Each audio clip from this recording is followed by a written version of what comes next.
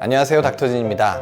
저는 미용 성형 정보 콘텐츠를 위주로 하면서 우리 같이 한 번쯤 생각해 봤으면 하는 이야기, 또 살아가는 이야기 나누고 싶은 핫코티 간신히 벗은 의사 유튜버입니다.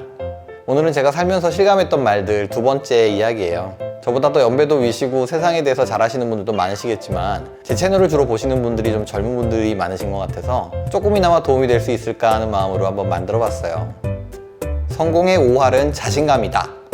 여러분들 수학 좋아하시는 분 계신가요? Nope. 저도 고등학교 때 국어, 영어는 좀 좋아했는데 수학을 정말 싫어했어요. 시험 보면 문제 풀고 나서 OMR 카드에다 이렇게 답을 옮겨 적어야 되는데 수학 시험 볼 때는 막 손이 덜덜덜 떨려가지고요. 이 OMR 카드에 색칠을 하다가 제대로 못해가지고 3번이나 답안지를 다시 받은 적도 있었어요. 결국 고3 때 대학 입시에 떨어져가지고 재수했죠, 저도. 요즘은 재수생학원 어디가 유명한지 모르겠는데 저 때는 종로학원이라는 데가 있었어요. 제가 종로학원 출신이에요. 어쨌든 수학 때문에 대학교를 떨어졌는데요. 원래 국어랑 영어는 좀 자신이 있었고 암기 과목은 보통 2학기 때 시작하잖아요. 그래서 이제 낮에 수업이 끝나면 저녁 때 자율학습 시간에 이게 실력 수학의 정석 그것만 꽉 붙잡고 계속 풀었죠. 한 번을 다 보는데 딱 2달이 걸리더라고요.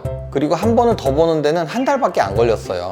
그렇게 실력 수학의 정석을 3개월 만에 2번을 보고 나니까 아, 세상에 내가 못 푸는 문제는 없어. 이런 자신감이 막 생기더라고요. 물론 그렇다고 해서 뭐 제가 못 푸는 문제가 없었겠어요? 하지만 그런 자신감이 생기니까 그 다음부터는 이 시험이 막 기다려지고요. 수학 성적도 잘 나오기 시작했죠. 결국 그 다음 해 원하는 의과대학에 합격할 수 있었어요. 사실 고3 때도 제가 수학을 못하는 편은 아니었는데요. 자신감이 좀 부족하다 보니까 시험 보고 나와가지고 이걸 내가 왜 못 풀었지? 이렇게 풀 수 있는 문제도 헤매고 막 그랬던 것 같아요.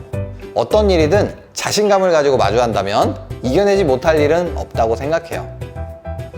주저하느니 실패를 택하자. 이 말은 제가 학생 때부터 항상 마음에 새기고 있는 말인데요.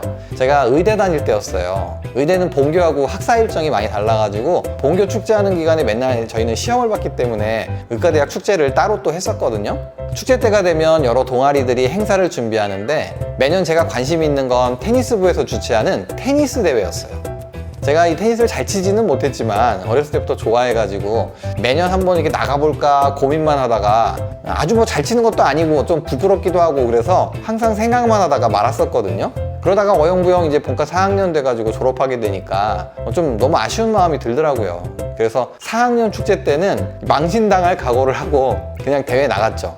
테니스부 한 명하고 저 같은 비테니스부 한 명하고 이렇게 매칭을 해서 복식으로 시합을 하는 대회였는데요. 그런데 거기서 우리 팀이 금방 우승을 해버렸지 뭐예요. 근데 사실 테니스부였던 제 파트너가 되게 잘해가지고 우승했던 거고요. 저는 그냥 받아 넘기기에만 급급했었죠. 어쨌든 4년 동안 주저주저 하다가 막상 대회 나가서 우승을 하고 나니까 너무너무 신나더라고요.